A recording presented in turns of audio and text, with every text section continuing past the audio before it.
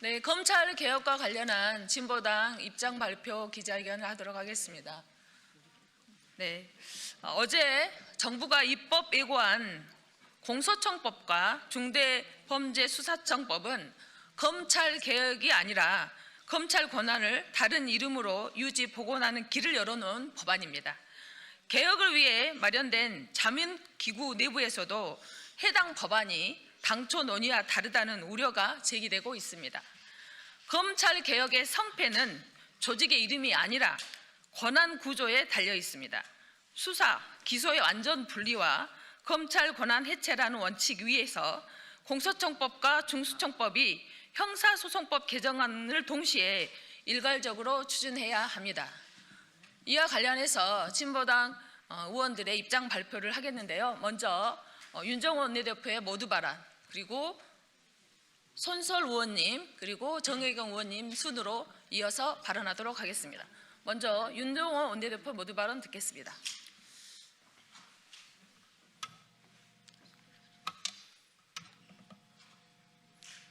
예, 진보당 원내대표를 맡고 있는 울산 북구의 윤정호 의원입니다.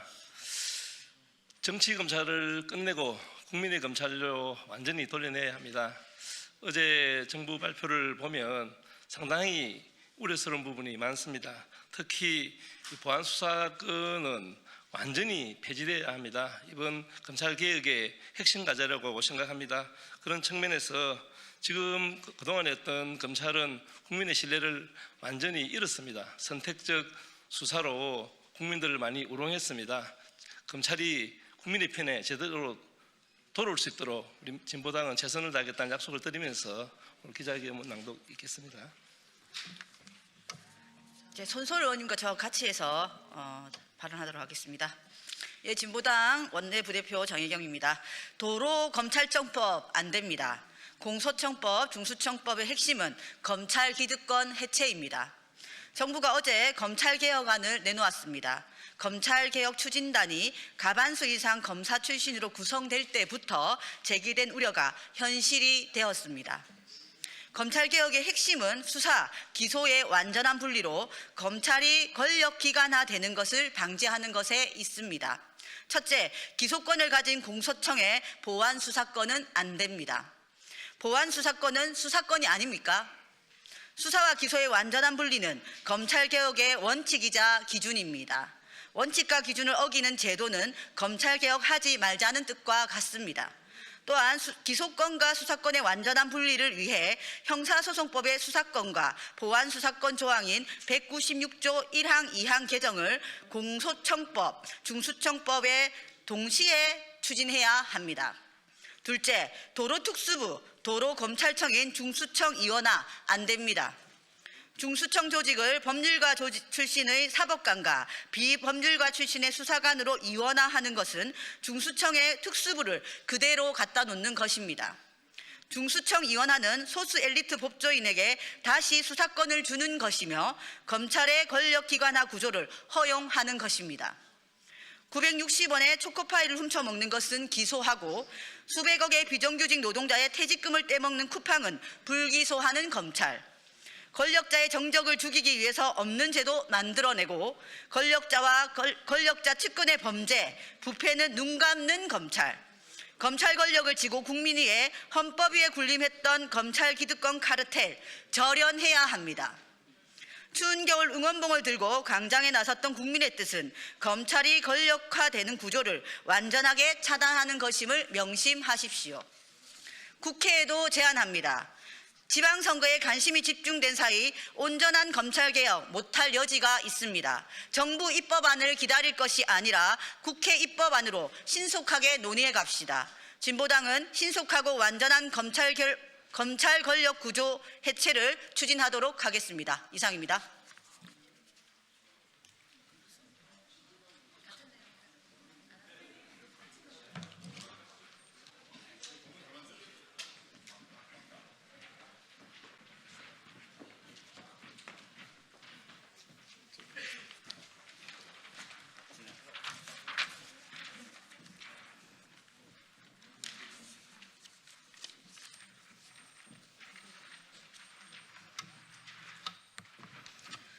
네, 안녕하십니까. 조국혁신당 의원단의 기자회견을 진행하도록 하겠습니다. 저는 사회를 맡은 조국혁신당 원내대변인 백선희입니다. 네, 먼저 참석하신 의원님들 소개해드리도록 하겠습니다. 서왕진 원내대표님 오셨습니다.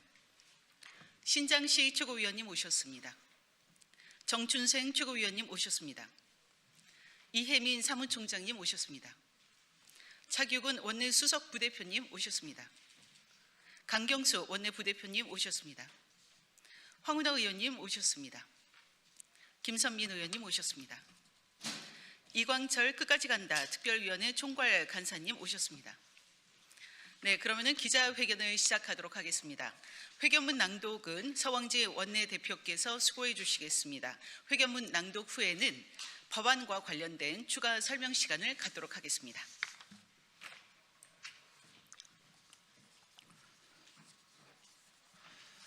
조국혁신당 원내대표 서왕진입니다. 제2검찰청법의 원점 재검토를 요구합니다. 어제 정부가 입법 예고한 공소청법 및 중수청법은 검찰개혁의 본질에서 벗어나 있습니다.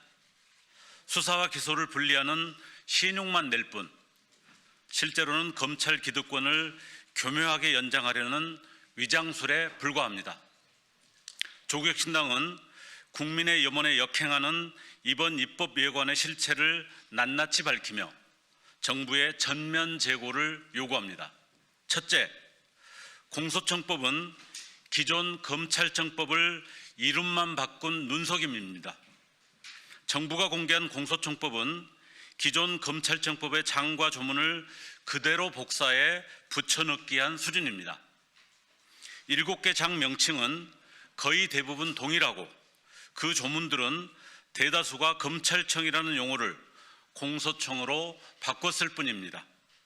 심지어 공소청 수장의 명칭조차 공소청장이 아닌 검찰총장입니다. 이뿐만이 아닙니다. 공소청을 대공소청, 고등공소청, 지방공소청이라는 3단 수직 구조로 기존 검찰처럼 설계했습니다. 또한 검사 적격 심사제도 및 근무평정 제도를 일부 수정한 것 외에는 검사의 신분과 지위를 과거 그대로 유지하고 있습니다. 검사는 법관과 또 검찰은 법원과 동일한 지위인 것처럼 착시를 유도했던 것과 동일한 것입니다. 국민들은 권력의 주구이자 내란의 기반이 되었던 기존 검찰을 해체하고 국민과 민주공화국을 수호하는 검사로 재탄생하기를 염원했습니다. 검사 사무가 완전히 재구성되어야 한다고 요구했습니다. 그러나 정부와는 간판만 갈아 끼운 검찰 신장 개혁을 도모하고 있습니다. 둘째, 공소청법에서 수사를 지우고 형사소송법에 수사권을 숨겨두었습니다. 정부는 공소청법에서 검사의 수사 개시 규정을 삭제했으니 수사권 남용이 사라질 것이라고 강변합니다. 그러나 근원적인 검사의 수사권은 형사소송법 제196조에 살아 있습니다. 이 규정을 삭제하지 않는 한 검사는 언제든 공소청법에 명시된 바처럼 다른 법령에 따라 그 권한에 속하는 사항을 빌미로 수사의 칼날을 휘두를 수 있습니다. 심지어 정부는 송치받은 사건에 대한 보완 수사와 관련해서는 형사소송법 개정 과정에서 검토할 예정이라며 보완 수사권을 인정하려는 의지를 드러내고 있습니다. 형사소송법 개정 없는 수사 기소 분리가 허울 뿐임을 모르지 않을 것입니다. 그럼에도 정부는 아직까지 형사소송법 개정 구상에 대한 공개와 법안 추진 일정에 대해 분명한 입장을 제시하지 않고 있습니다. 만약 지방선거를 앞두고 시간 끌기를 통해 검찰개혁을 용두사미로 만들고자 하는 집단이 있다면 국민들이 이를 결코 좌시하지 않을 것입니다. 셋째, 중대범죄수사청법은 제2의 검찰청법입니다. 수사사법관이라는 명칭에 담긴 법관이라는 용어부터 잘못되었습니다. 더 큰 문제는 수사사법관과 전문수사관으로 조직을 이원화하겠다는 계획입니다. 기존 검찰의 수사부서를 그대로 중수청에 옮겨놓겠다는 것입니다. 검찰의 직접 수사 기능을 잠시 위탁해 두었다가 훗날 정치 상황에 따라 다시 공소청과 통합하는 것 아니냐는 의심이 결코 지나치지 않습니다. 국민이 바라는 수사 기소 분리는 이런 것이 아닙니다. 넷째, 행안부 장관의 수사 지휘권은 필요한 일이나 정부 조직법상 법적 정당성부터 확보해야 합니다. 행안부 장관이 중대범죄수사청에 대해 수사 지휘를 하려면 정부 조직법상 행안부 장관 사무에 관한 추가 규정이 수반되어야 합니다.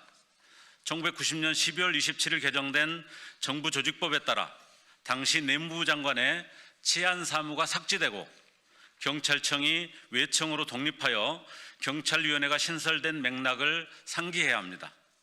정부 조직법에서 삭제된 행안부 장관의 치안 사무를 복원하여 수사 지휘의 근거를 마련하고자 한다면 국가경찰위원회의 존폐 문제에 대해서도 정부는 명확하고 합리적인 대안을 제시해야 합니다. 조국혁신당은 윤석열 정권의 검찰 독재 종식을 위해 가장 앞장서 싸워왔습니다. 그리고 3년은 너무 길다는 구호를 현실로 만들어 왔습니다.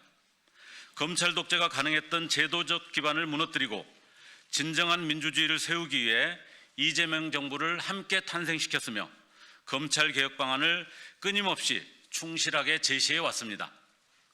정부의 검찰 개혁 입법을 학수고대하며 지지와 성원의 마음으로 기다렸습니다. 그러나 어제 정부가 공개한 이 법안들은 검찰 개혁의 이름을 붙일 수가 없습니다.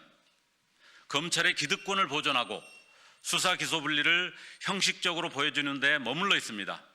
국민과 함께 염원했던 개혁의 모습이 아닙니다. 행정부 공무원으로서의 검사, 행정기관으로서의 공소청, 공소청과 분리독립하여 중대범죄를 수사하는 중대범죄수사청, 온전한 수사 기소 분리가 관철되는 형사소송법, 이것이 완전한 의미의 검찰 개혁입니다. 조국혁신당은 여전히 국민주권정부의 선의를 믿고 개혁 의지를 지지합니다. 국민의 준엄한 목소리에 귀를 기울여 법안을 원점에서 전면 재검토해 주시기를 진심으로 요청합니다. 조국혁신당은 국민과 함께 온전한 검찰 개혁의 길을 지키겠습니다.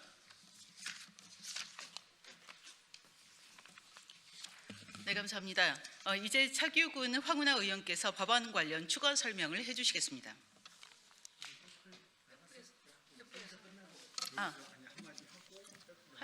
네, 간단한 말씀을 해주시고 그리고 백불로 이어가겠습니다.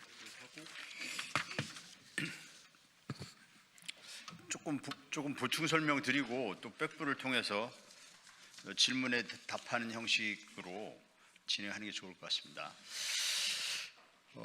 저는 중수청법을 대표 발의한 의원으로서 이번 어제 공개된 중수청 법안의 내용을 보고 경악을 금할 수 없었고 무척 실망과 분노가 컸습니다. 이렇게 된 데는 봉욱 민정수석의 책임이 제일 큽니다.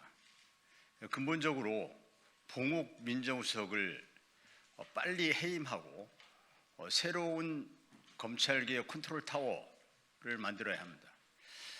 봉욱 민정수석은 평생을 검찰로 살아온 사람이다 보니까 검찰의 DNA가 몸에 배어 있고 검찰주의자의 체질을 도저히 벗어나지 못하고 있습니다. 이번 공소청법, 중수청법의 세부 내용을 살펴보면 지금 이 자리에서 길게 말씀드릴 수는 없지만 또 앞서 기자회견에서 상당히 설명이 됐지만 한마디로 도로 검찰공화국, 도로 검사주도의 형사사업체계 이렇게 요약될 수 있겠습니다. 이렇게 된 주범은 다시 한번 강조하지만 봉욱 민정수석입니다. 그리고 검사들과 검찰 수사관으로 구성된 현재의 검찰개혁단 이것을 전면 재구성해야 합니다. 지금 입법예고기간인데 입법예고기간 동안 이 부분을 전면 수정을 해서 그래서 새로운 그 입법안이 국회로 넘어오길 바랍니다. 그렇지 않으면 국회에서 입법권으로 정부안을 전면적으로 수정할 수밖에 없다. 이런 점을 말씀드리지 않을 수 없습니다. 이제 백불 통해서 또 추가 설명드리겠습니다. 네, 이상으로 기자회견을 모두 마치겠습니다. 감사합니다.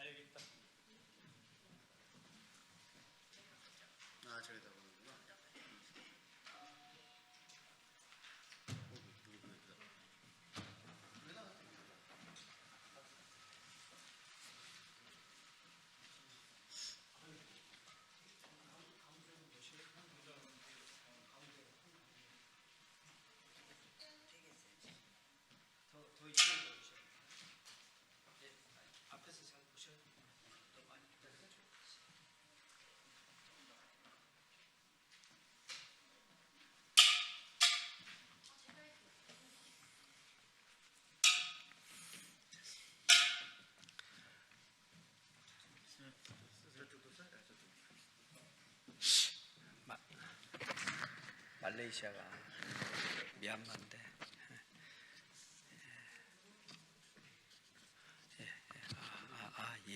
잘 됐구나. 지금부터 대한항공 칼 858기 추정 동체 확인 조사를 촉구하는 기자회견을 시작하겠습니다. 먼저 참석자를 소개해 올리겠습니다.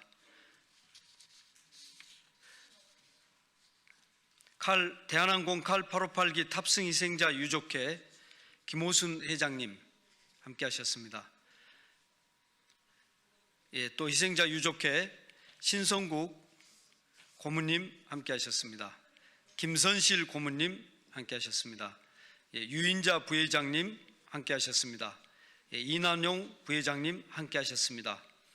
연재원 감사님 함께 하셨습니다. 그리고 이천 부평을 박선원 국회의원님 함께 하셨습니다. 이어서 박선원 의원님 모두 발언하시고 그다음 김호순 회장님과 신성국 고문님 발언하시고 기자회견문을 낭독하겠습니다. 박선원 의원님.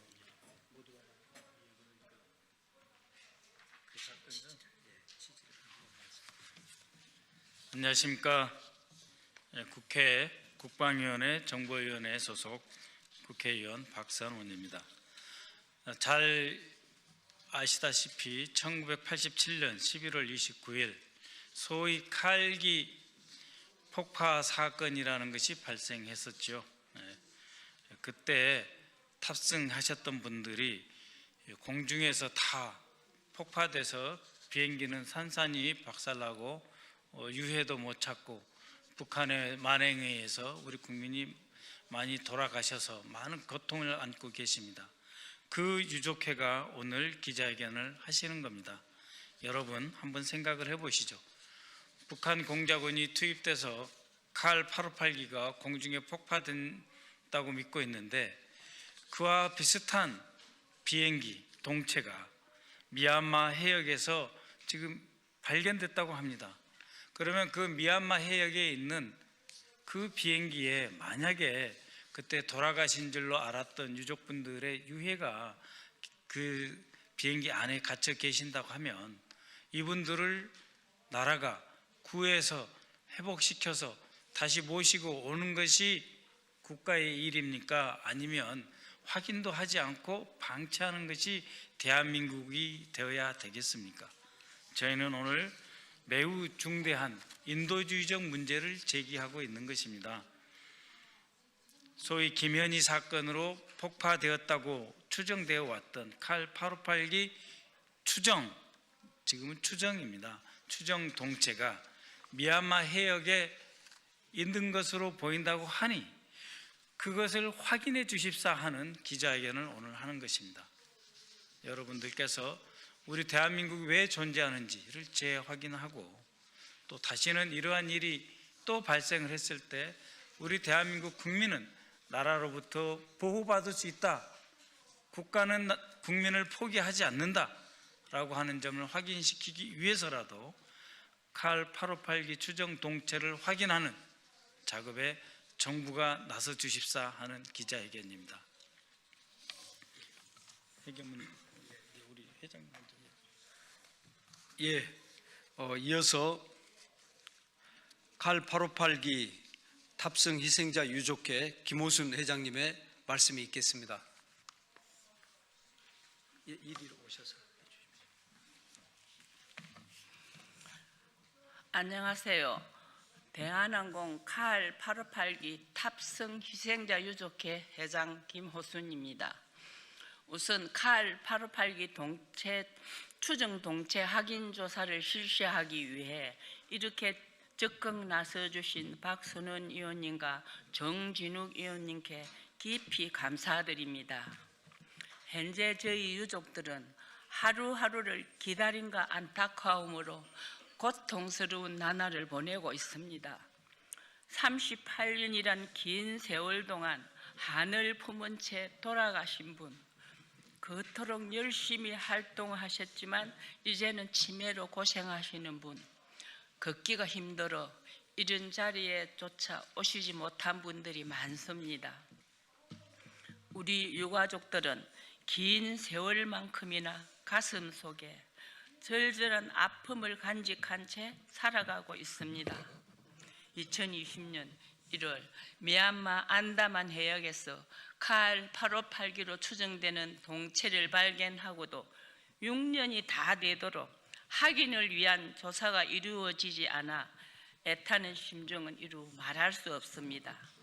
이제 유해라도 수습할 수 있다는 신랄 같은 희망을 가지게 되었는데 미얀마 군부의 쿠데타로 수색이 연기되어 이렇게 기다릴 수밖에 없는 현실이 너무 야속하게만 느껴집니다. 지난 12월 23일 국회 토론회에서 칼 858기 동체 추정 동체 확인 조사를 위해 전문가들의 구체적인 실현 방안이 나왔습니다. 이제 6월 초에는 확인 조사를 위한 수색에 들어가야 합니다. 제발 더 이상 지체하지 말고 하루빨리 수색단을 구성해서 미얀마 해역으로 갈 수 있도록 대한민국 정부가 적극 나서주기를 바랍니다. 부디 저희 유족들의 절박한 심정을 헤아리시고 추정 동체 확인 조사가 6월 중에 이루어져 칼 858기 탑승 희생자들의 유해가 하루속히 가족의 품으로 돌아올 수 있도록 애써주시기를 간절한 마음으로 부탁드립니다. 감사합니다. 예, 다음은 대한항공 칼 858기 탑승 희생자 유족회 신성국 고문님께서 말씀하시겠습니다.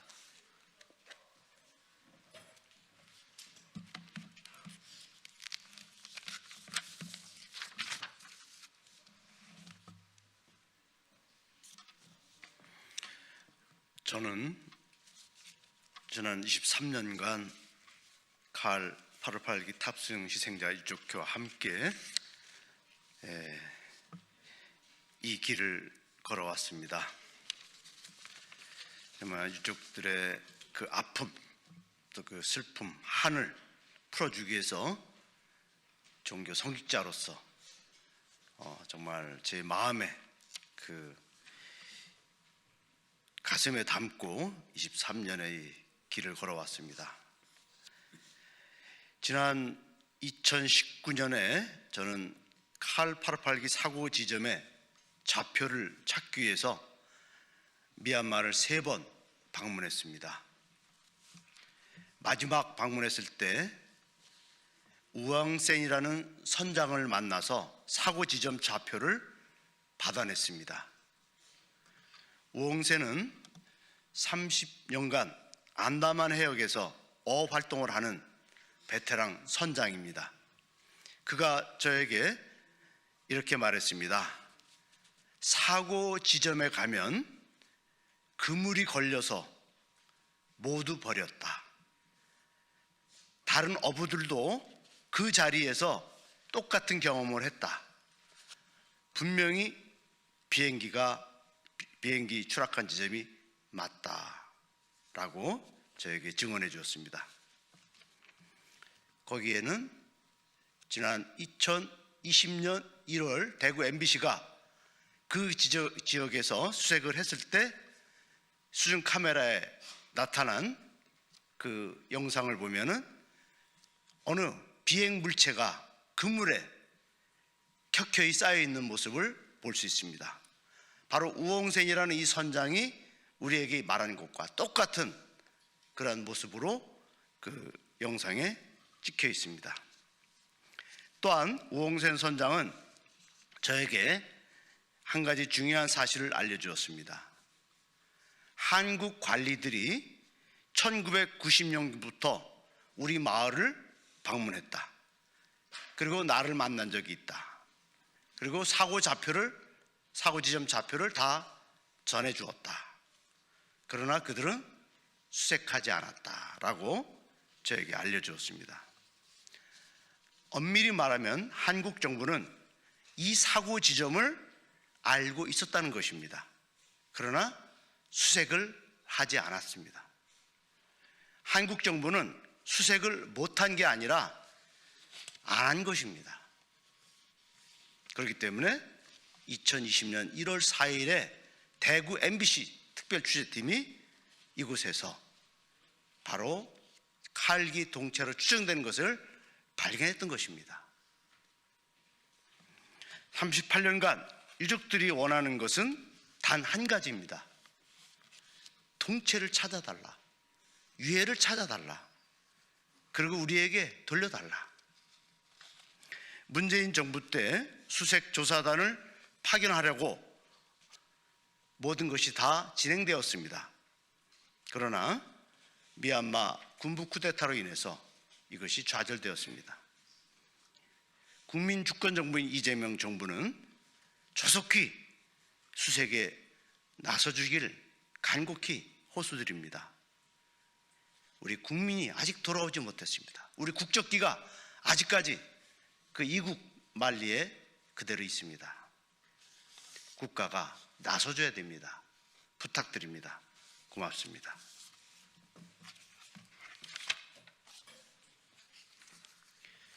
예, 갈 858기 탑승 희생자 유족회 고문이신 신성국 신부님께서 중요한 주셨습니다. 90년대 초반에 대한민국 관리들로 알려진 사람들이 현장에 와서 현장의 좌표까지를 미얀마 선장으로부터 받아갔다는 이런 내용입니다. 반드시 확인이 필요합니다.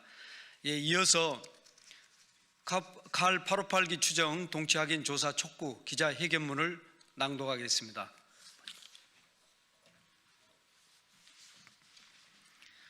칼 858기 추정 동체 확인 조사를 즉각 실시하고 38년의 국가 침묵을 끝내 주십시오.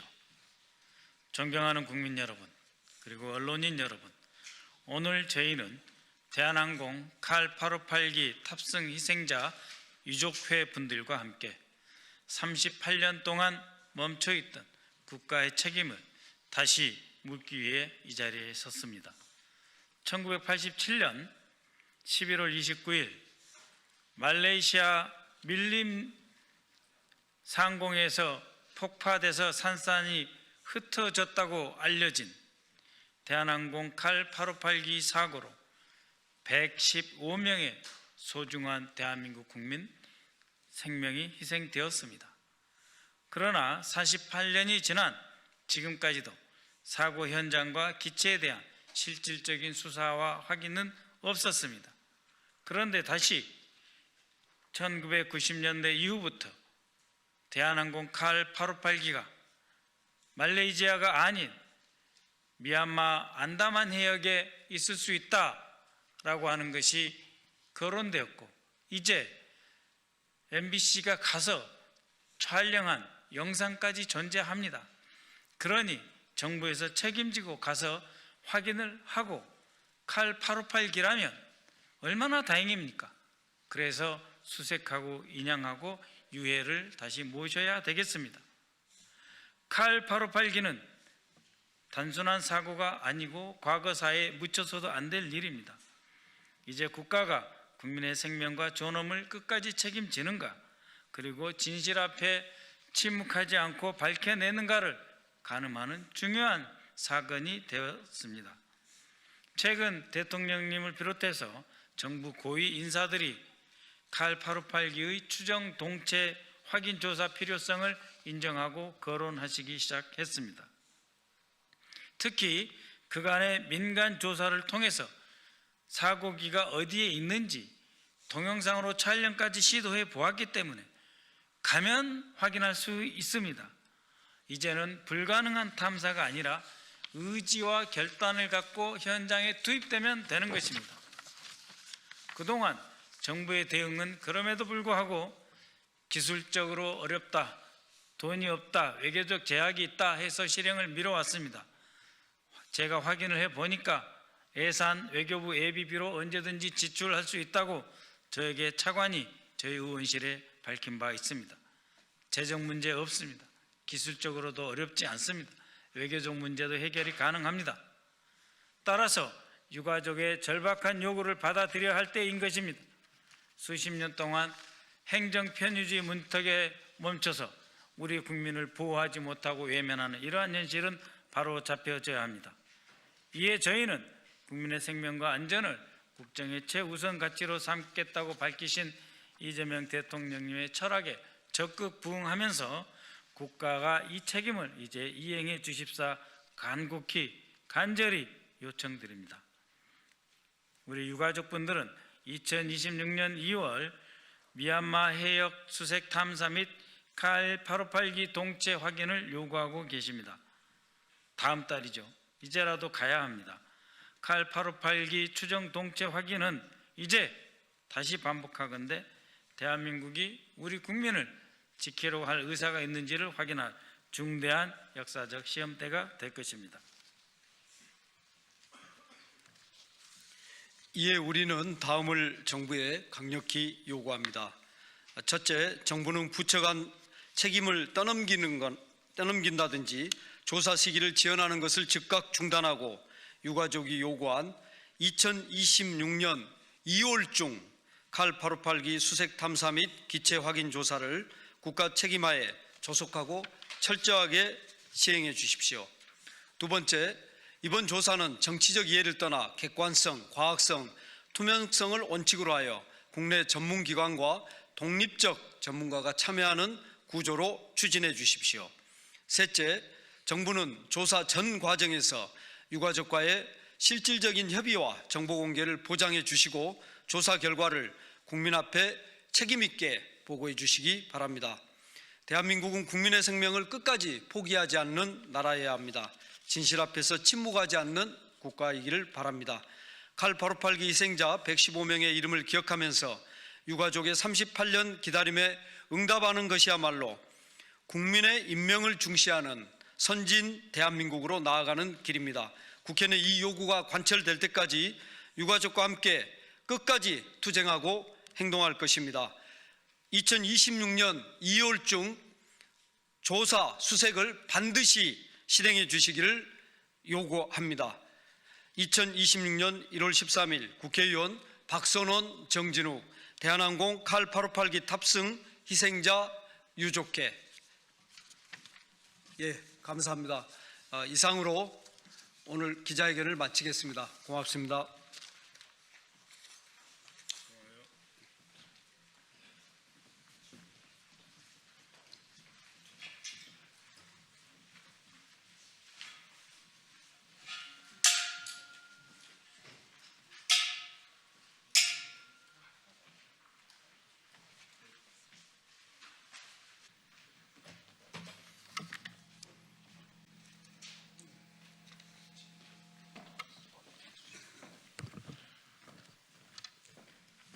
안쪽으로 들어오시죠.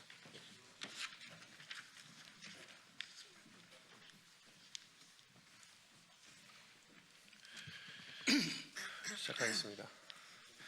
안녕하십니까. 하남시 을 국회의원 김용만입니다. 오늘 이 자리는 국회의원의 신분보다는 독립기념관 이사의 신분으로 섰습니다. 독립기념관 정상화를 위한 김영석 관장 해임 요구 기자회견 시작하겠습니다. 먼저 오신 분들 소개해드리겠습니다. 독립기념관 송옥주 이사님 오셨습니다. 독립기념관 문진석 이사님 오셨습니다. 독립기념관 유세종 이사님 오셨습니다. 그리고 저희와 뜻을 같이 하는 독립운동가 후손분들께서도 이 자리에 함께해 주셨습니다. 소개드리겠습니다. 김재진 지사님 후손 김의관 선생님, 김동삼 지사 후손 김원일 선생님, 김상옥 의사 한운 지사 후손 김지원 선생님, 오운흥 지사 후손 오주현 선생님, 그리고 광복회에도 와주셨습니다. 김순희 서울지부장님, 이중성 마포구 지회장님,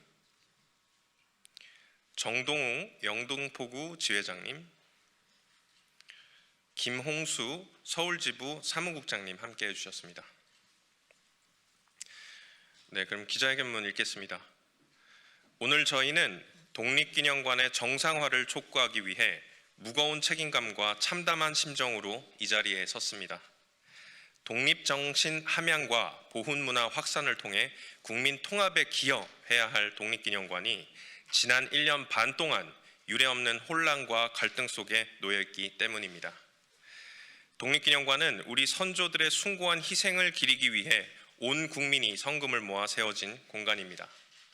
그러나 어제 확정 통보된 국가보훈부의 감사 결과에 따르면 김영석 관장은 이러한 설립 목적과 정체성을 정면으로 부정하며 법령을 위반하고 기관을 사유화했다는 사실이 드러났습니다.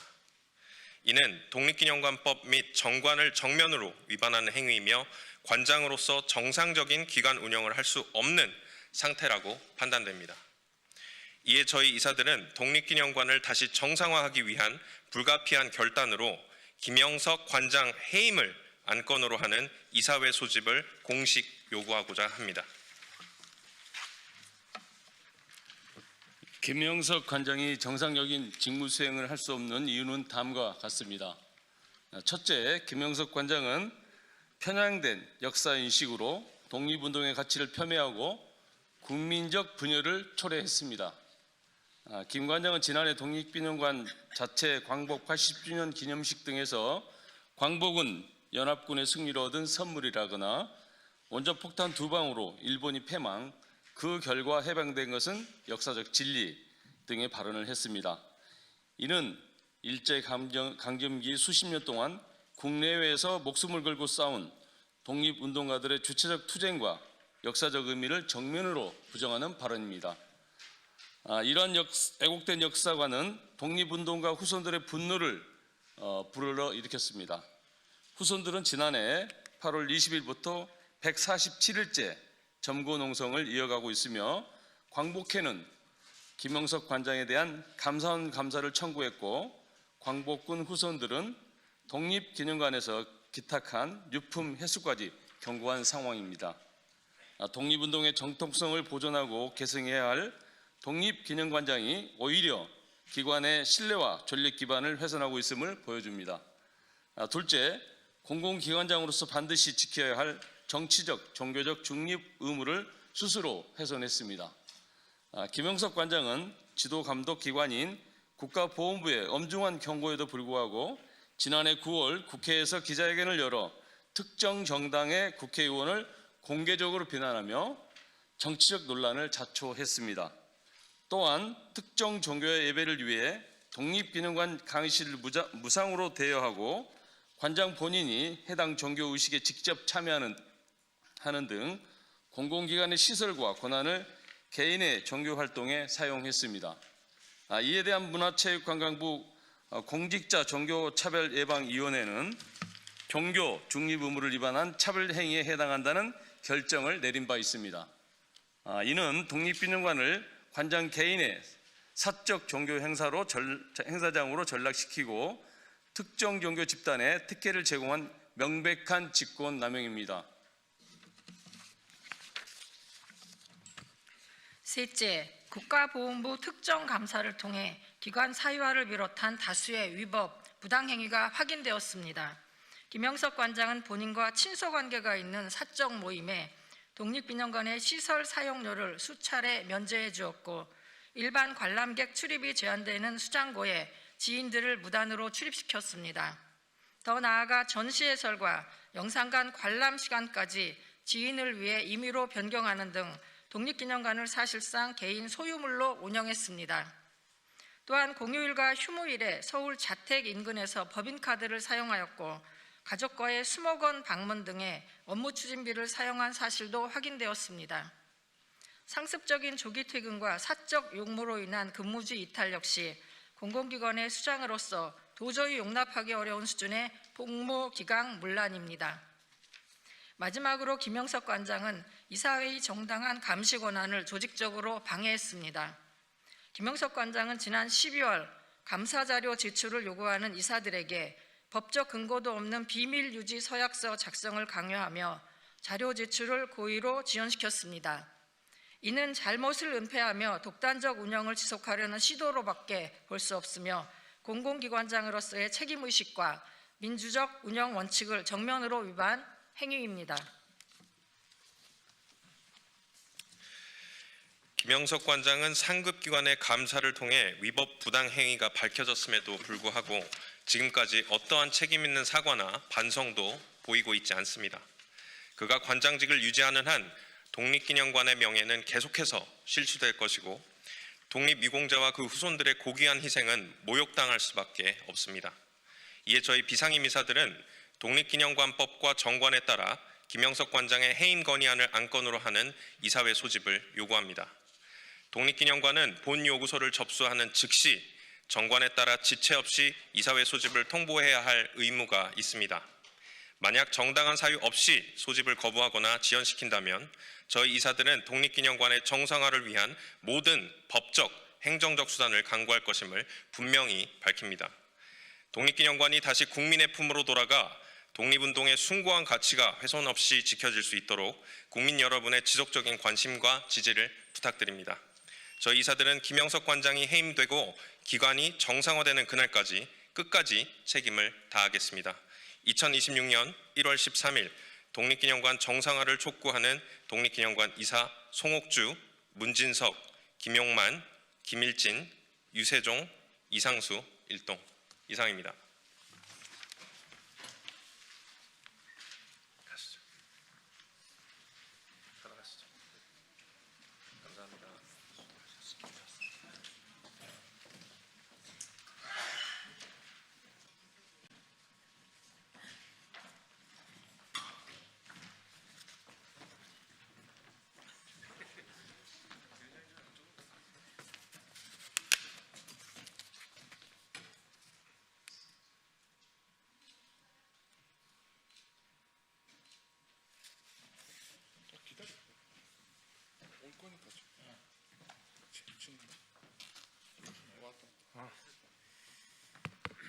이승우 사무국장이 먼저 해야 되니까 그거 내가 가지고 있다가 얘기하면 줄까? 본인 설정 거 처음부터 보여주세요.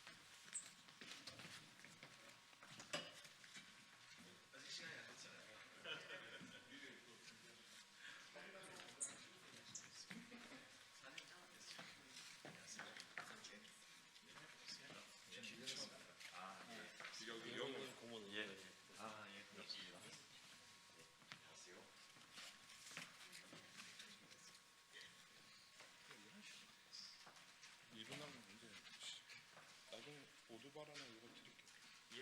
들고 계세요. 나중에 순서는 어떻게 돼요? 먼저 제가 잠깐 말씀하시고 하고 먼저 말씀하시고 이제 좀 저쪽에도 한 명 더.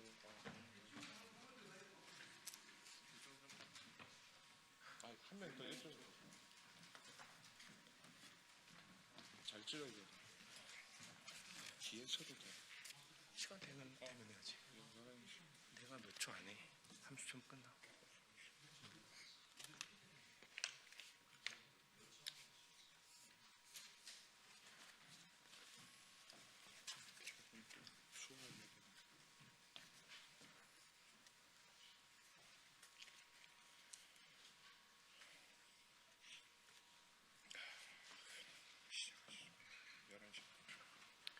네, 안녕하십니까. 원주시청 공무원 노동조합 이승호 사무국장입니다.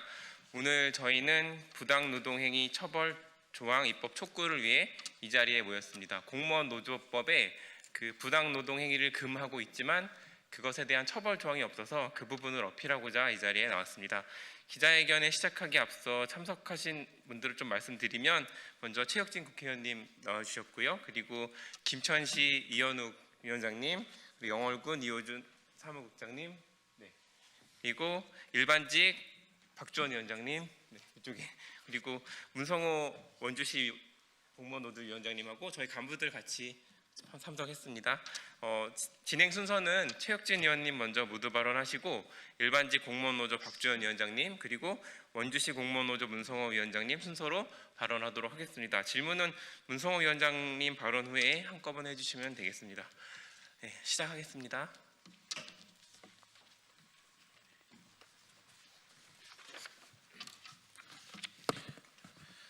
네, 바쁘신 중에 귀한 시간 내주신 각 언론사 관계자 여러분들께 감사드립니다. 공무원노조법상 부당노동행위 처벌 조항을 입법 촉구하는 말씀을 드리도록 하겠습니다. 반갑습니다. 국회의원 최혁진입니다. 오늘 공직사회의 정의를 바로 세우기 위해 국회를 찾아오신 원주시, 영월군, 김천시 공무원노동조합과 일반직 공무원노동조합 여러분께 깊은 감사의 말씀드립니다. 지난 지방선거 이후 지방자치는 심각한 위기를 맞았습니다. 특히 국민의힘 소속 단체장들이 이끄는 일부 지자체에서는 독단적인 행정과 불통으로 인한 잡음이 끊이지 않고 있습니다. 자신이 가진 권한을 시민을 위한 도구가 아닌 자신의 뜻을 거스르는 사람을 찍어 누르는 무기로 사용하는 사례가 빈번해지고 있습니다. 서울 송파구는 국민의힘 구청장이 취임하자마자 20여 년간 노사가 합의해온 단체 협약을 일방적으로 파기하고 무효를 선언했습니다. 노조를 인정하지 않겠다는 제왕적 태도입니다. 경북 김천시는 어떻습니까? 시장의 선거를 돕다가 선거법 위반으로 유죄 판결을 받은 공무원을 징계하기는커녕 오히려 승진을 시켰습니다. 인사권이 단체장의 도구가 된 명백한 사례입니다. 태백시의 사례는 더욱 처참합니다. 내부 비리를 공익신고한 공무원에게 격려는커녕 처참한 보복이 가해졌습니다. 시장은 신고자를 본청에서 내쫓고 수질환경사업소로 이후에는 동굴관리소로 전보 조치했습니다. 심지어 승진 심사 대상에서 누락시키는 수모까지 주게 되었습니다. 기관의 잘못을 바로잡으려던 공무원을 외딴 곳으로 돌리며 괴롭히는 것, 이것이 권한남용이 아니면 도대체 무엇입니까? 오늘 우리가 이 자리에 선 본질적인 이유는 단순히 누군가를 처벌하기 위함이 아닙니다.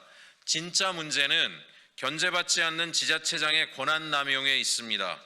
현재 공무원법은 부당노동행위를 금지하고 있습니다. 하지만 이를 어겼을 때 제재할 수 있는 처벌 조항이 없습니다. 법이 있어도 이빨이 빠진 호랑이 신세다 보니 일부 단체장들이 인사권을 마치 사유물처럼 휘두르며 공무원의 입을 막고 줄 세우기를 강요하는 것입니다. 이것은 진보와 보수의 문제가 아닙니다. 행정의 시스템이 고장난 것입니다. 공무원이 단체장의 눈치를 보느라 시민을 위한 바른 소리를 하지 못한다면 그 피해는 고스란히 국민에게 돌아갑니다. 따라서 우리는 이 제도의 허점을 반드시 보완해야 합니다. 누군가를 감옥에 보내자는 것이 아니라 단체장이 권한을 함부로 남용하지 못하도록 최소한의 안전장치를 반드시 걸어두자는 것입니다. 국민이 부여한 선출 권력이 상식 밖으로 작동할 때 제어할 수 있는 힘은 결국 법과 제도에서 나옵니다. 공무원들이 부당한 인사보복에 두려움이 없이 오직 국민만을 바라보며 소신 있게 일할 수 있도록 국회에서 제도적 안전장치를 마련하는 데 앞장서겠습니다. 감사합니다.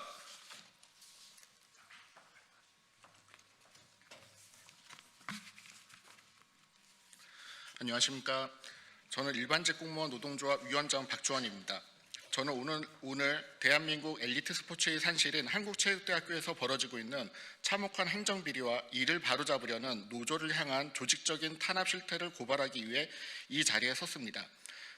아울러 이러한 보복 행정이 공직사회에서 버젓이 자행되는 현실을 끝내기 위해 공무원 노조법상 부당노동행위 처벌조항 신설을 강력히 촉구합니다. 그 이유는 다음과 같습니다. 첫째, 한체대는 학생들의 주거 예산을 빼돌려 외국인 무상 숙소를 운영하며 국가재정법을 위반했습니다.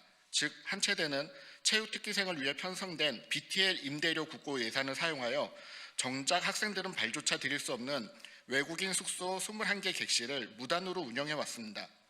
이 외국인 숙소는 수익금조차 발생하지 않는 오로지 외부인을 위한 무상 공간으로 전용되었고, 이는 예산의 목적 외 사용을 금지한 국가재정법 제45조를 정면으로 위배한 중대범죄이자 국고 낭비입니다. 둘째, 21세기에 인터넷도 안 되는 폐허 같은 기숙사가 있습니다. 한국체육대학교 기숙사에는 인터넷이 단 한 교실도 되지 않음에도 불구하고 이를 방침하고 이를 관리해야 할 운영사에게 특혜를 주었습니다. 2025년 6월 기준 전체 490개 호실의 인터넷이 전면 불통이며 에어컨 50대, 도어락 100개 이상이 파손된 채 방치하고 있습니다. 한국체육대학교의 28개 종목의 우리 선수들이 훈련 후 휴식조차 할 수 없는 환경입니다. 심지어 대학 당국은 인터넷을 무료에서 유료로 전환하며 책임을 학생에게 전가했습니다. 그러면서 관리 부실인 주범인 운영사에게는 성과평가 비등급을 주며 운영비를 지급하고 한체대에 상주하는 운영사 직원에게는 학생들이 급식비로 식사 제공까지 하는 기이한 유착 형태를 보이고 있습니다. 셋째, 비리를 폭로하자 돌아온 것은 무차별 고소와 보복 감사였습니다. 제가 이 비리를 제기하자 업체 직원은 저는 무차별 고소했으나 사법부는 저에게 전부 무혐의 처리, 그리고 해당 직원에게는 명예훼손으로 벌금형 유죄를 선고했습니다. 더욱 경악스러운 것은 학교의 태도입니다. 상급기관인 감사원이 저를 5개월간 2차례 조사 끝에 저에게 무혐의를 내렸음에도 불구하고 학교는 저를 전보 조치 후 문답서 확인조차 생략한 채 먼지털이식 자체 감사를 강행하여 억지 혐의를 씌우고 있습니다. 공익제보자를 보호해야 할 학교가 오히려 범죄 혐의가 드러나 업체 편에 서서 칼을 휘두르고 있습니다. 존경하는 국민 여러분, 그리고 국회 환경노동위 및 교육위원회 위원 여러분, 한체대에서 벌어진 이 잔인한 보복 행정은 현행 공무원 노조법의 한계를 여실히 보여줍니다. 민간 기업이라면 노조 활동을 이유로 한 불이익 조치가 부당노동 행위로 강력히 처벌받지만 공무원 노조는 기관장 인사권과 감사권을 무기로 노조 간부를 탄압해도 이를 처벌할 법적 조항이 없습니다. 저와 같이 비리를 감시하고 공익을 신고한 대가가 표적 감사와 징계 위협이라면 누가 감히 공직사회의 부패를 말할 수 있겠습니까? 한체대 사태는 부당 노동행위 처벌 조항 없이는 공무원 노조가 내부 견제자로서의 역할을 수행할 수 없음을 증명합니다. 이에 일반직 공무원 노동조합은 다음과 같이 강력히 요구합니다. 하나, 교육부는 한체대 BTL 운영 및 예산 실태에 대해 특별감사에 착수하여 관련자들을 엄척 문책해 주십시오. 하나, 국회는 공익제보를 한 공무원이 기관의 보복으로부터 안전할 수 있도록 공무원 노조법 내 부당노동행위 처벌 조항을 즉각 신설해 주십시오. 일반직 공무원 노동조합은 학생들의 권리 그리고 정의가 승리할 때까지 결코 멈추지 않겠습니다. 감사합니다.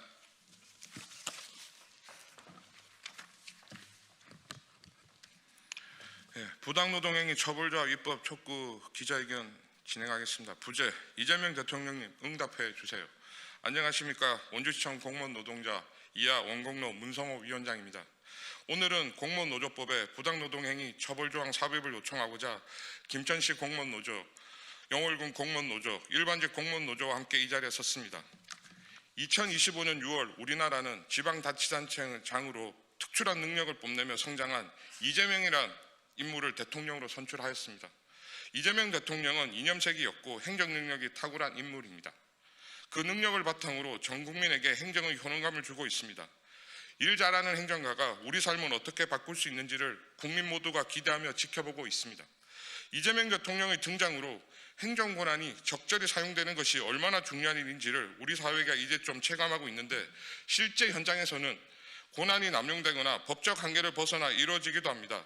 특히 지역 단위로 결정권을 가지는 기초단체장의 경우 크게 조직화되지 않은 지역 여론으로부터 상대적으로 자유롭기 때문에 그 폐해가 더 은밀하게 시민의 삶을 잠식합니다. 공무원 노조의 역할이 중요한 것은 이 때문입니다. 공무원 노조는 공무원을 구성으로 둔 노동조합입니다. 행정에 대한 전문적인 식견을 가지고 있으며 내부 정보에 접근할 수 있기 때문에 견제받지 않는 지방 권력의 잘못된 행정에 강력한 견제구를 던질 수 있습니다. 원공로의 위원장으로서 저는 원주시 행정의 탈선 행위를 강력히 견제해왔다고 자부합니다. 원주시장이 법적 절차를 거치지 않고 다면 평가를 폐지했을 때 법적 절차를 지키라고 줄기차게 요구했으며 뚜렷한 이유 없이 비서실 확대를 계획할 때도 분명한 반대를 통해 무산시키기도 했습니다. 그러나 그 이후 돌아온 것은 애매한 인사보복이었습니다. 노동조합 사무실이 본청에 있음에도 본청에서 조금 떨어진 사업소로 굳이 발령을 내어 인사권자의 불편한 심기를 표출한 것입니다. 노동조합 활동에 대한 인사권자의 불편한 심기를 인사조치로 표현한 것은 지배 개입에 의한 부당노동 행위에 해당합니다. 부당한 조치라 기자회견을 열어 항의하였지만 더 나아갈 수는 없었습니다. 처벌조항이 없었기 때문입니다. 예, 처벌조항이 없습니다. 공무원 노조와 사용자의 관계를 정해놓은 법은 공무원 노조법, 공무원의 노동조합 설립 및 운영 등에 관한 법률입니다. 공무원 노조법은 노동조합법, 노동조합 및 노동관계조정법 제81조를 준용하여 부당노동 행위를 금지하고 있지만 부당노동 행위에 대한 처벌 규정인 노동조합법 제90조를 준용하지 않고 있습니다. 이 때문에 잘못은 규정하되 처벌하지 않는 이상한 법 구조가 발생했고 이는 공무원 노조 활동을 제약하는 실질적인 위협이 됩니다. 오늘 이 자리에 함께한 김천시 공무원 노조, 영월군 공무원 노조, 일반직 공무원 노조 모두 불균형한 권력 관계에서 그 목소리를 전달하기 위해 인사상 불이익에 대한 우려를 감내해 왔습니다. 노조가 권력자를 견제했다는 이유로 부당한 감사를 받거나 징계 절차에 들어가기도 했습니다. 부당 노동행위에 대한 처벌 규정이 없기 때문입니다. 원공로는 입법 미비 사항을 타개하고자 2024년 환노위 위원장 면담을 실시했고 2025년에는 고용노동부 장관 면담을 요청했으나 성사되지 않았습니다. 또한 환노위의 한 국회의원과도 연결을 시도했으나 방향이 다른 것인지 역시 성사되지 않았습니다.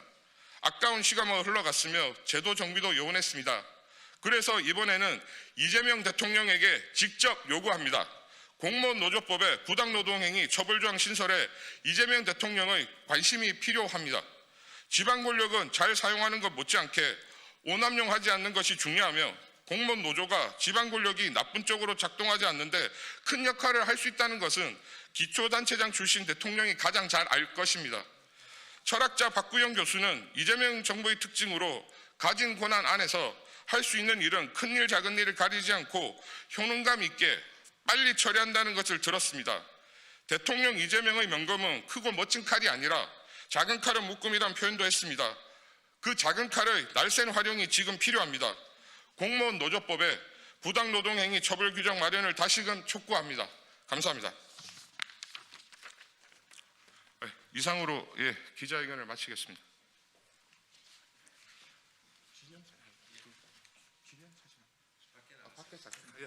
감사합니다. 아니 치워야지.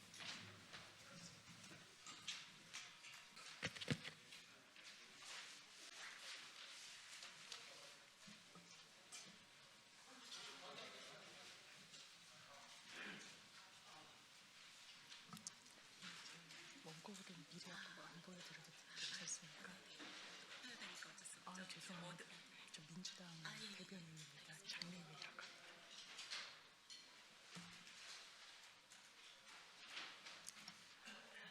더불어민주당 장윤미 대변인입니다. 논평하도록 하겠습니다. 윤석열식 재판 지연술, 단호한 소송 지휘가 반드시 필요합니다. 처음부터 하겠습니다. 윤석열식 재판 지연술, 단호한 소송 지휘가 반드시 필요합니다. 윤석열이 평양 무인기 의혹 사건 첫 재판에서 재판부가 유죄를 예단하고 방어권을 침해하고 있다며 재판부 기피 신청을 냈다가 당일 저녁 철회했습니다. 사법 절차의 법률적 근거가 빈약한 정치적 기싸움을 걸었다가 슬그머니 몸을 뺀 형국입니다. 윤석열은 공소장만 제출된 상태에서 구속재판이 진행된 것은 이례적이라고 주장했는데 공판 일정 운영이 법원의 재량임을 윤과 그 변호인들이 몰랐을 리 없습니다. 재판부 기피 신청을 하면 원칙적으로 재판이 중단되기 때문에 지연책을 쓴 것에 불과합니다. 내란 재판에서 보여준 뻔뻔한 책임 회피, 시간 끌기용 술책, 사법부 조롱이 이제 시작된 일반 이적 혐의 재판에서 재현되어서는 안 됩니다. 윤석열은 철회했다고는 하나 이미 재판부 기피 신청으로 첫 재판을 중단시키고 시간을 끄는 소기의 성과를 거두었습니다. 윤석열의 변호인들이 추가 구속영장을 발부한 재판부를 향해 민주당 일당의 압박에 사법부 스스로 굴복한 것 운운하고 있어 다시금 법정을 오염시킬 가능성이 높습니다. 법원은 피고인 윤석열에 휘둘리지 말고 단호한 소송 지휘권을 행사해야 합니다. 그것이 사법부에 떨어진 신뢰를 회복하는 길이 될 것입니다. 이상입니다.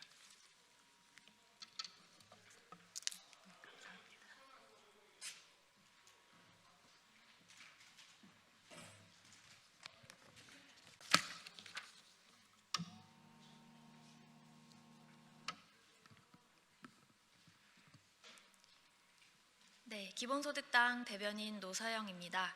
오늘은 윤석열 결심 공판에 대해서 브리핑 진행하도록 하겠습니다. 내란 우두머리 윤석열에게 지체 없이 사형을 구형해야 합니다. 오늘 윤석열 전 대통령의 내란 혐의에 대한 구형이 진행됩니다. 특검은 법정 최고형인 사형을 구형해야 합니다. 특검 수사 결과 윤석열은 2024년 총선 이전부터 2023년부터 이미 내란을 계획했습니다. 그 후 지속적으로 북한을 자극하며 외환 상황을 만들려 했습니다. 그러나 의도대로 되지 않자 마침내 2024년 12월 3일 완전 무장한 군을 동원해 국회의원들을 체포하려는 친위 쿠데타를 감행했습니다. 윤석열은 국민의 안전과 생명을 지켜야 할 책임이 있는 정부 수반이자 군 통수권자였습니다. 그러나 윤석열은 자신의 권력을 지키기 위해 국민을 전쟁의 위험 속으로 몰아넣으려 했습니다. 이는 대한민국 헌정사에서 결코 용납할 수 없는 중대 범죄입니다. 우리는 과거 전두환에게 최종적으로 최고형을 선고하지 못했습니다. 그 결과 쿠데타가 제대로 청산되지 못했고 이것이 또다시 윤석열의 12.3 내란을 가능하게 했습니다. 군부 일부가 쿠데타에 협력한 것도 과거의 내란을 완전히 청산하지 못했다는 방증입니다. 이번에는 역사를 제대로 바로잡아야 합니다. 국민은 이미 탄핵으로 심판했습니다. 이제 사법부가 답할 차례입니다. 내란 우두머리죄의 법정형의 선택지는 사형, 무기징역, 무기금고뿐입니다. 역대 최악의 범죄에는 최고형을 내려야 합니다. 지난 9일 결심 공판은 15시간을 끌며 마무리되지 못했습니다. 김용현 전 장관 측의 서증 조사에만 8시간이 소요되는 이른바 침대 재판이 벌어졌습니다.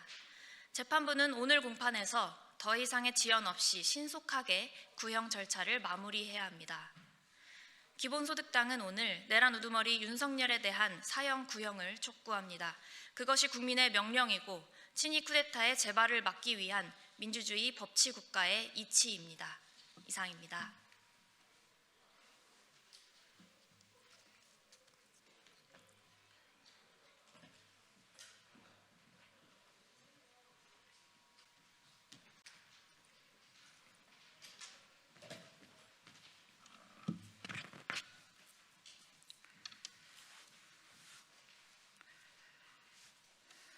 네, 진보당 장지화 공동대표입니다. 김건희 패밀리나 이혼 패밀리나 막상막하입니다. 청년의 미래를 빼앗은 특권, 이혼 후보자는 즉각 사퇴하십시오. 김건희 패밀리가 양평 공흥지구 관련 당시 김성교 국민의힘 양평 군수를 찾아가 개발 분담금을 낮춰달라고 청탁을 했다고 합니다. 결국 개발 전 땅값을 5배나 부풀려서 17억 4천만 원이던 개발 분담금을 제로, 영원으로 면제받고 200억 원대의 시세 차익과 800억 원대의 수익을 올렸습니다. 이혜훈 패밀리는 20대부터 부동산 투기를 시작해서 가족 법인을 통해 증여세 부담을 줄이려는 전형적인 조세 회피로 배당금을 챙겼고 그렇게 가족 찬스로 형성한 세 아들의 재산이 최소 13억 원 이상인 것으로 확인됐습니다. 이 후보자의 세 아들은 20세가 되기 전에 억대의 재산을 축적한 것으로 나타났습니다. 이혼 후보자는 결혼한 아들을 분가시키지 않는 꼼수로 가족 수를 늘려서 로또 청약에 당첨됐습니다. 36억 7,840만 원에 분양받은 이 아파트 시세가 현재 약 90억 원이라고 하니 36억을 투자할 수 있어서 54억을 번 셈입니다. 로또 청약이라는 것을 알아도 당장 1억에 여유 자금이 없는 95%의 국민들에게는 다른 나라 이야기일 수밖에 없습니다. 돈이 돈놀이 하는 게 자본주의라고 하지만 이리저리 법망을 피해 175억의 사익을 늘려온 사람에게 어떻게 국민의 세금을 맡길 수 있겠습니까? 어디에 얼마의 예산을 책정할 것이며 그가 국가 발전과 국민 통합을 위해 무슨 일을 어떻게 할 수 있겠습니까? 2025년 기준 20대 평균 자산 6천에서 8천만 원인데 이건 상위 10%가 끌어올려서이고 하위 50%의 실제 평균 자산은 2천만 원 미만입니다. 전세 사기 피해로 대한민국에서 절망한 2030 청년들의 향불이 아직 꺼지지 않았습니다. 김건희 패밀리나 이혜원 패밀리나 막상막하입니다. 특권 끝판왕들, 부동산 자산 증식 대마왕들입니다. 김건희 피고인은 자녀 사건 경찰 국가수사본부에서 제대로 수사받고 이혜원 후보자는 장관하지 마시고 그냥 부동산 투기를 계속하시길 바랍니다. 어른이라는 이름이 참 부끄럽습니다. 마치겠습니다.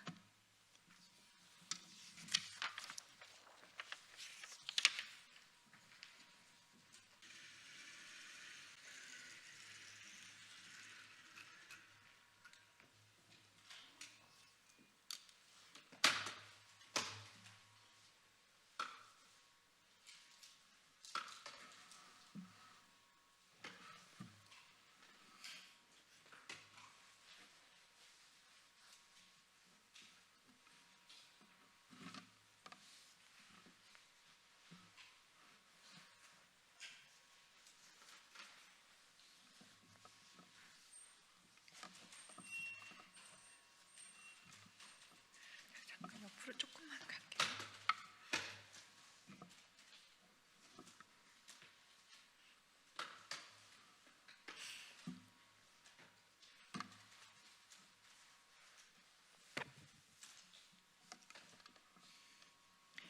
안녕하십니까. 국민의힘 수석 대변인 최보윤입니다. 첫 번째 논평 시작하겠습니다. 더불어민주당이 어제 법사위에서 이른바 2차 종합특검을 강행 처리했습니다. 이는 진실 규명이 아니라 지방선거 일정에 맞춰 설계된 선거용 특검일 뿐입니다. 이미 3대 특검을 통해 충분히 수사됐던 사안을 다시 꺼내는 것으로 특검의 이른바 재탕특검에 불과합니다. 사법부는 이미 공개적으로 우려를 표했습니다. 법원 행정처는 국회에 제출한 공식 의견에서 이번 2차 특검이 사실상 기존 3대 특검을 재차 연장하는 것처럼 보일 수 있다고 지적했습니다. 특검은 통상적 수사체계에 대한 예외적 제도인 만큼 막대한 예산과 인력 투입, 그리고 기존 수사기관의 기능 약화를 동반할 수밖에 없다는 점도 분명히 했습니다. 그럼에도 민주당은 이러한 경고를 무시한 채 또다시 입법을 밀어붙이며 폭주하고 있습니다.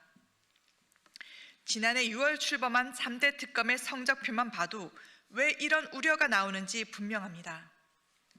파견 검사만 126명, 수사 인력까지 포함해 약 500명이 투입됐고 약 200억 원의 혈세가 사용됐습니다. 규모만 놓고 보면 웬만한 지방검찰청을 웃도는 조직이었습니다. 그러나 결과는 초라했습니다. 내란 특검은 27명을 기소했지만 대부분 특검 출범 이전 수사로 드러났던 사안이었고 해병대원 특검은 구속영장 10건 중 9건이 기각됐습니다.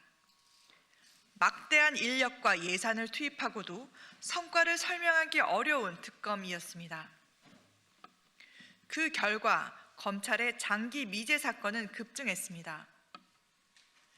검찰이 3개월 넘게 결론을 내리지 못한 사건은 1년 새 2배 이상 늘었고 특검 이후에도 공소유지와 추가 수사에 더 많은 세금이 투입될 상황입니다. 더 심각한 문제는 선별 수사입니다. 민준기 특검은 통일교 관계자가 민주당 정치인에게 불법 자금을 제공했다는 진술을 확보하고도 수사하지 않았고 김병기 강선우 의원 공천 돈거래 의혹 등 정권 비리로 의심되는 사안들은 사실상 깔아뭉갰습니다. 그럼에도 민주당은 오는 15일 국회 본회의에서 2차 특검을 통과시키겠다는 입장입니다. 수사 기간은 최장 170일, 수사 인력도 대폭 확대하겠다고 합니다. 이번에는 대놓고 선거 일정에 맞춘 특검을 설계하고 있습니다. 사법부의 반대를 무시한 채 폭주하는 이 특검은 결국 지방선거 국면에서 정치적으로 활용하겠다는 목적 외에는 설명하기 어렵습니다. 세금이 얼마나 들어가든 특검을 재탕, 삼탕하겠다는 것은 정략이라는 표현조차 아까운 철면피한 행태입니다. 국민의 세금과 사법 시스템을 선거에 동원한 책임은 끝내 국민의 평가를 피할 수 없을 것입니다. 다음 논평 이어가겠습니다. 더불어민주당 윤리심판원이 김병기 전 원내대표 제명을 의결했습니다. 민주당이 문제 인사를 처리해온 방식은 늘 같습니다. 이춘성 강선우 의원 때처럼 탈당 후 제명으로 선부터 긋고 당의 책임은 지워버립니다. 이번 사태도 다르지 않습니다. 당사자가 버티든 제발로 나가든 한 사람 정리로 남은 의혹을 덮으려는 전형적인 꼬리 자르기입니다. 이번 사안은 공천헌금 의혹과 배우자 법인카드, 업무추진비 유용 의혹, 단원서 처리 경위 논란이 한데 얽힌 권력형 비리 의혹입니다. 관련 고발은 23건, 의혹은 12개 안팎이라고 경찰도 밝힌 바 있습니다. 그런데도 민주당은 낯뜨거운 태도로 일관했습니다. 처음에는 당대표가 개인 일탈로 축소하더니 핵심 정황이 드러나고 여론이 악화되자 이번엔 애당심을 들먹이며 탈당을 권유하는 장면까지 연출됐습니다. 원칙으로 처리해야 할 사안을 당사자의 버티기와 지도부의 눈치 보기가 끌고 가는 주객전도 그 자체였습니다. 그러니 김병기 휴대폰이 두려워 제명을 못한다는 말이 나돌고 권력 핵심에서 축적된 녹취와 자료를 배경으로 한 버티기라는 관측까지 제기되는 것 아니겠습니까? 더 심각한 문제는 수사 신뢰가 이미 무너졌다는 점입니다. 공천 헌금 관련 탄원서가 있었음에도 수사 보고가 이루어지지 않았다는 점, 내사 문건이 당사자 측에 전달됐다는 주장, 배우자 사건 무혐의 이후에 부적절한 정황까지 제기되고 있습니다. 권력형 의혹을 수사한 것이 아니라 관리했다는 의심이 커지는 이유입니다. 이런 상황에서 민주당이 제명으로 선을 긋는 순간 그것은 사실상 증거인멸의 출발선에 서는 것입니다. 한 사람을 잘라내면 끝난다는 계산은 통하지 않습니다. 오히려 민주당 전체가 한통속이라는 의혹만 증폭될 뿐입니다.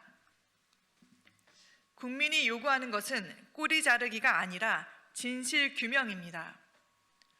공천 헌금과 수사 무마 의혹의 전모, 핵심 문건 유실 경위, 윗선 개입 여부를 성역 없이 밝히기 위해 특검은 불가피합니다.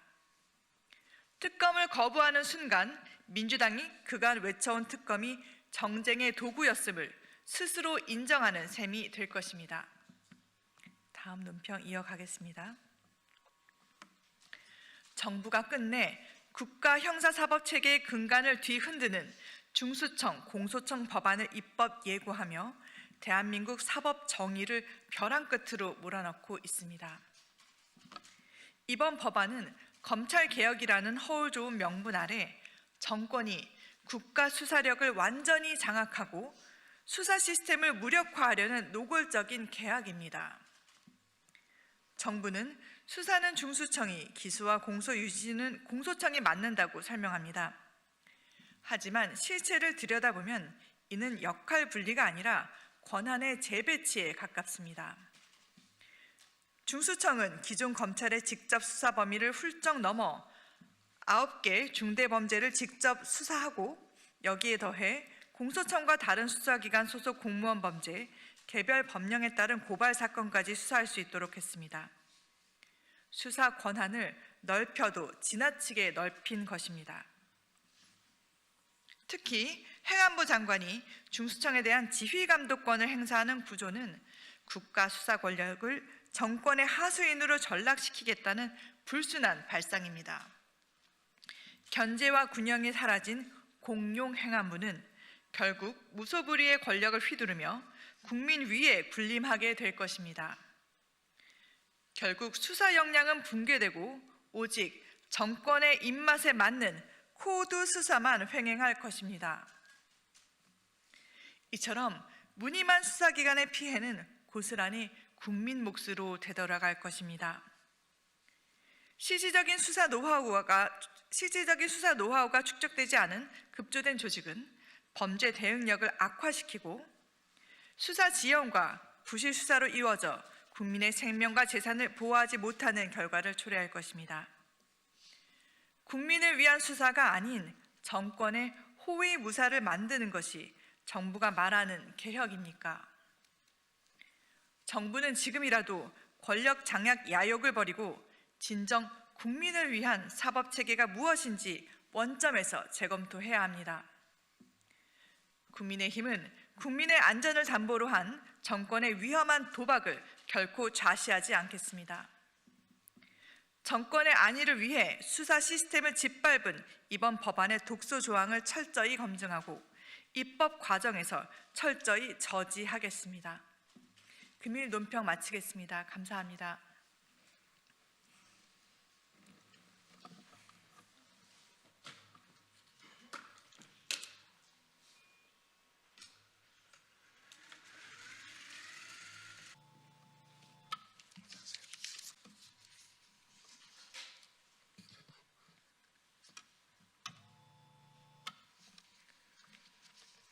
진보당 서울시장 후보 이상규입니다. 올해 3월 27일 통합 돌봄이 전국에서 시행됩니다. 보건의료와 건강, 요양과 돌봄, 주거와 생활, 크게 세 영역을 통합 연계하여 원스톱으로 어르신 돌봄을 제공하겠다는 계획입니다. 서울시는 5대 분야 10대 서비스를 선정하고 4개 자치구에 통합 돌봄 지원센터를 설치, 시범 운영하면서 서울 426개 동주민센터에 복지 플래너, 방문 간호사, 돌봄 매니저 등 담당자를 촘촘하게 배치하는 등 준비에 만반을 기하고 있습니다. 서울시가 시, 자치구, 동주민센터를 연결하는 전달체계 구축에는 꽤 노력을 기울이고 있으나 돌봄의 질을 높이고 내용을 확보하는 데는 부족함이 많습니다. 정작 돌봄 일선을 담당하는 요양보호사 채용과 업무 지시는 민간 요양기관이 하고 있어서 공공돌봄인 듯 보이는 서울형 돌봄은 허울에 불과하고 실제는 민간업체 배불리기입니다. 이미 오세훈 시장은 공공돌봄기관인 서울사회서비스원을 폐지한 바 있고 서울형 어린이집이나 서울형 청년 안심주택에서 겪었듯 이름에만 서울시를 붙이는 꼼수를 쓰다가 부작용과 폐해를 낳기도 했습니다. 방문 진료를 담당하는 의사나 간호사처럼 요양보호사, 생활지원사, 주거관리사 등 통합돌봄 종사자 모두를 공공에서 채용하여 고용과 임금을 안정적으로 보장해야 합니다. 중앙 차원에서는 여가부, 보건복지부, 교육부로 흩어져 있는 돌봄 기능을 묶어서 돌봄부를 신설하고 기초단체에는 통합 돌봄을 총괄하는 지방공기업, 예를 들어 돌봄관리공단 신설을 제안합니다. 요양보호사들의 염원인 노동조합 설립 권한, 월급제, 법정 공휴일 유급 적용, 통합경력 인정, 대체 인력 제도 등을 한 번에 해결할 수 있습니다. 급속한 고령화와 가족 부양 해체로 돌봄 노동은 우리 사회를 유지하는 필수 노동으로 이미 전환되었지만 제도와 인식은 미처 따라가지 못하고 있습니다. 돌봄 노동자의 노동권이 보장되고 편안하게 돌봄을 할 수 있어야 돌봄을 받는 어르신도 그 가족도 우리 사회 전체도 행복할 수 있습니다. 저출생 고령화 대응이 늦어진 전철을 밟아서는 안 됩니다. 통합 돌봄을 전국화하는 차제에 돌봄 노동, 돌봄 체계 자체를 완전히 구조조정해야 합니다. 민간 위주에서 공공주도, 노동권 확보로의 전환이 모두가 행복해지는 유일한 방법입니다. 감사합니다. 하나 더 말씀드리겠습니다.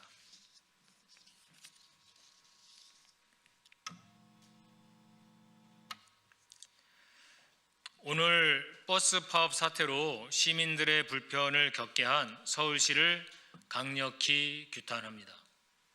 이번 갈등의 출발점은 2024년 12월 19일 대법원 전원합의체 판결입니다. 통상임금 판단 기준이 넓어져서 조건이 붙더라도 정기상여금이면 통상임금에 포함되도록 하였습니다. 그런데 서울시는 이 문제를 대화로 풀기보다 방치하여 파업을 키웠습니다. 첫째, 법적 의무를 협상 카드로 미루는 서울시의 고질적 병폐가 문제입니다. 판결 취지는 법에 맞게 계산해서 지급하라는 것입니다. 이를 회피하면 소송, 지연이자, 소송 비용까지 결국 시민의 세금 부담만 커집니다. 둘째, 중공영제의 실질 책임자가 뒤로 빠지는 태도가 문제입니다. 서울 시내버스는 중공영제 아래 서울시 재정으로 운영합니다. 대법원 판결에 따른 임금 상승분을 버스 회사 이윤을 줄여서 확보하든 아니면 버스 회사의 기존 이윤을 보장하고 서울시가 예산을 더 투입하든 결정 권한은 서울시에 있습니다. 셋째, 시민 불편을 이용한 갈라치기, 오세훈 시장의 전형적 수법이자 나쁜 정치가 문제입니다. 이번 사태는 돈 더 달라가 아니라 법을 지켜라입니다. 오세훈 서울시장부터 명심하세요. 책임 전가가 아니라 갈등 비용을 줄이고 일상을 회복하는 책임 행정으로 전환해야 합니다. 서울시가 통상임금 재산정 이행 로드맵을 즉각 제시하고 중공영제의 책임 주체로서 직접 중재에 나설 것을 촉구합니다. 오세훈 시장은 책임을 회피하지 말고 파업을 멈추기 위해 지금 당장 해결의 자리로 나올 것을 촉구합니다. 예, 감사합니다.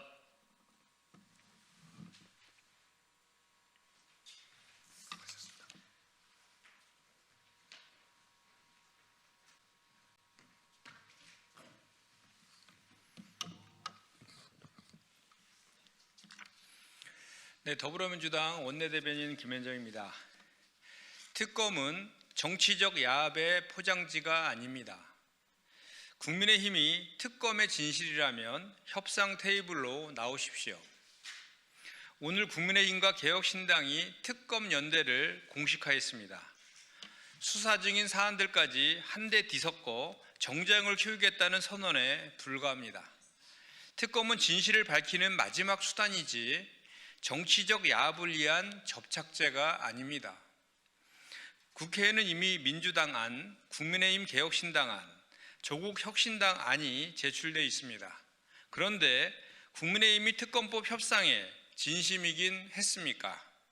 정작 특검법 협상엔 소극적이면서 앞에서만 특검을 외치는 이유가 무엇입니까? 검경 합동수사본부 수사를 흔들기 위함입니까? 신천지의 국민의힘 대규모 입당 논란은 선거 때마다 반복적으로 제기돼 왔습니다. 홍준표 전 대구시장도 20대 대선 당시 신천지 신도 대거 입당을 주장한 바 있습니다. 이준석 대표 또한 국민의힘 대표 시절 이 문제를 조사하라고 지시했다고 말한 바 있습니다. 그런데 이번 연대 테이블에선 신천지를 제외한다는 이야기가 흘러나옵니다. 무엇을 숨기려는 것입니까? 진짜로 진실을 원합니까? 그럼 거래부터 내려놓으십시오. 추천권을 흥정하고 수사 범위를 재단한 채 시작하면 수사 결과에 불신만 남습니다. 국민의힘과 개혁신당은 야당 역할을 말하기 전에 공당다운 태도부터 보이십시오. 정쟁에 눈이 멀어 민생을 발목 잡는 무책임한 정치부터 중단하십시오. 더불어민주당은 수사는 엄정하게 책임은 끝까지 묻겠습니다. 동시에 민생과 개혁 입법은 흔들림 없이 전진시키겠습니다.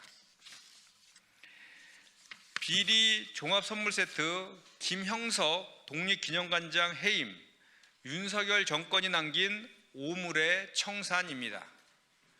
국가보훈부 감사를 통해 김형석 독립기념관장의 비의사실 14건이 명명백백히 드러났습니다.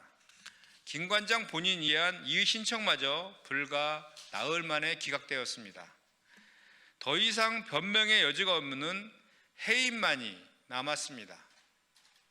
까면 깔수록 역시 그 나물의 그 밥이었다는 탄식만 나옵니다.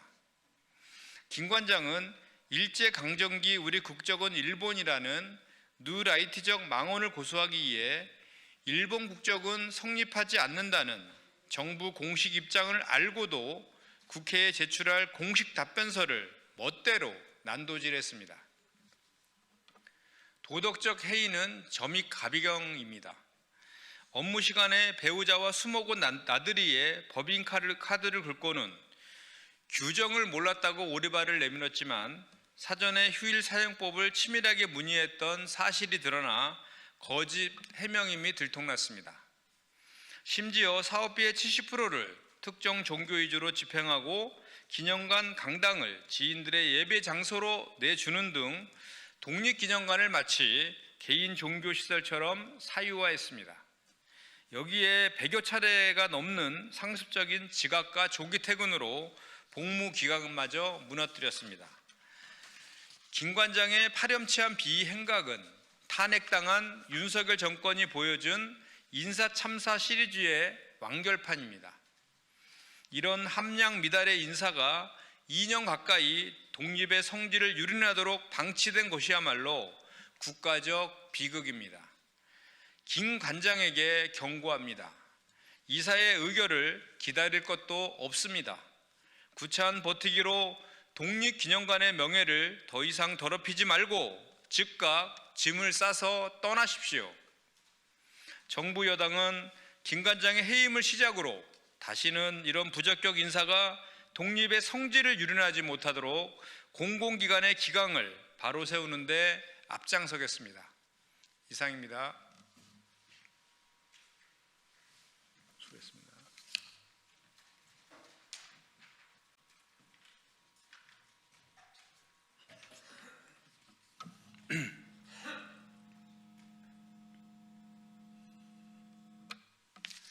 네, 반갑습니다. 더불어민주당 선임 부대변인 박창진입니다. 논평 브리핑 드리겠습니다. 수사 의혹 당사자들의 기만적인 특검 쇼를 규탄합니다. 오늘 이준석 개혁신당 대표와 국민의힘 장동혁 대표가 만나 이른바 공천뇌물 특검법을 추진한다고 논의했다고 합니다. 참으로 납부끄러운 방탄용 야합이자 국민을 기만하는 적반하장식 정치쇼에 불과합니다. 이준석 대표는 특검을 말할 자격이 없습니다. 이 대표는 현재 명태균 게이트로 불리는 공천 개입 및 여론 조작 의혹의 핵심 수사 대상입니다. 범죄 의혹이 그림자처럼 따라다니고 있는 당사자가 말할 내용은 아닙니다. 본인에 대한 의혹부터 제대로 고백하고 책임지는 것이 정치인의 도리일 것입니다. 장동혁 대표 역시 공정성을 논할 처지가 아닙니다. 장 대표는 특정 종교 및 이익 집단과의 연계를 통한 조직적 당내 선거에 관여한 의혹에 대해 지금까지 침묵으로 일관해 왔습니다. 국민의힘 내부 공천 시스템에 대해선 한마디도 못하는 인물이 입에 올릴 말은 아닙니다. 특히 윤석열의 불법 계엄과 내란 사태 이후에도 윤어게인 정치와 단절하지 못한 채 남의 허물만 지적하는 것은 공허한 메아리일 뿐입니다. 특검은 정략적 거래의 도구가 되어서는 안 됩니다. 특검의 피의자인 정치인과 부패한 정치 집단의 혐의를 덮기 위한 방패나 흥정의 도구로 전락해서는 안 됩니다. 민생법안 논의는 외면한 채 자신에게 향한 수사의 칼날을 피하고자 상대를 겨냥한 선별적 특검을 주장하는 것은 국민을 우롱하는 처사입니다. 더불어민주당은 그간 성역 없는 수사와 제도적 개혁을 일관되게 주장해 왔습니다. 이준석 대표와 장동혁 대표에게 충고합니다. 특검이라는 선동구호 뒤로 숨지 마십시오. 진정으로 정치 개혁을 원한다면 특검을 제안하기에 앞서 본인들에게 제기된 의혹에 대해 국민 앞에 속고대죄하고 수사에 성실히 임하는 것이 순서입니다. 자신의 허물은 가리고 남의 잘못만 탓하는 내로남불 정치는 반드시 국민의 심판을 받을 것입니다. 이상입니다. 감사합니다. 고생하셨습니다.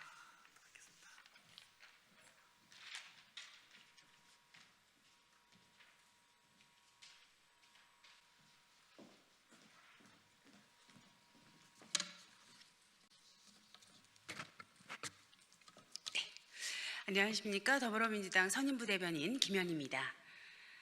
2차 종합특검에 대해서 반대하는 국민의힘에 대한 논평 브리핑 시작하도록 하겠습니다. 특검을 막으려 민생을 인질로 삼는 국민의힘, 방탄정치와 국회 마비 시도를 중단하십시오. 2차 종합특검을 두고 국민의힘 송원석 원내대표는 3대 특검 재연장법이라 왜곡하며 필리버스터로 겁박하고 최고현 수석대변인은 대법원 경고까지 무시한 선거용 재탕특검이라 매도하고 있습니다. 이는 진실규명을 요구하는 국민의 목소리를 정치 공세로 몰아붙이며 국회 기능을 멈춰 세우겠다는 선언입니다. 2차 종합특검은 결코 재탕이 아닙니다. 기존 내란, 김건희, 최혜병 특검에서 내란 수계 윤석열의 12.3 불법 비상계엄 그리고 윤건희의 국정농단, 최혜병의 억울한 죽음에 대한 권력의 불법적 수사 외압 등 의혹의 실체가 아직 명명백백하게 밝혀지지 않았습니다. 이에 국민께서는 완전한 규명을 요구하고 있습니다. 그럼에도 이미 수사가 끝났다고 강변하는 국민의힘의 작태는 국민을 향한 노골적인 기만에 불과합니다. 게다가 국민의힘은 당장 처리해야 할 민생 법안이 197건이나 쌓여 있음에도 필리버스터 예고를 남발하고 있습니다. 이는 겉으로는 민생 경제를 걱정하는 척하지만 실제로는 권력형 비리를 숨기기 위해 국회 마비를 불사하겠다는 기만적 태도를 드러낸 것입니다. 필리버스터를 진실로 막기 위한 방탄수단으로 사용하지 마십시오. 민생 법안을 인질로 삼아서 시간을 끌겠다는 발상은 스스로를 민생 정당이 아니라 방탄 정당으로 규정하는 자기 고백과 다르지 않습니다. 더불어민주당은 불평이 밝힙니다. 2차 종합특검은 정치 보복도 선거용도 아닙니다. 끝까지 덮으려는 권력과 끝까지 밝히려는 국민 사이에서 더불어민주당은 국민의 편에 서겠습니다. 가능한 모든 수단을 동원해 진실규명과 민생 입법을 동시에 그리고 밀도 있게 추진하겠습니다. 이상입니다.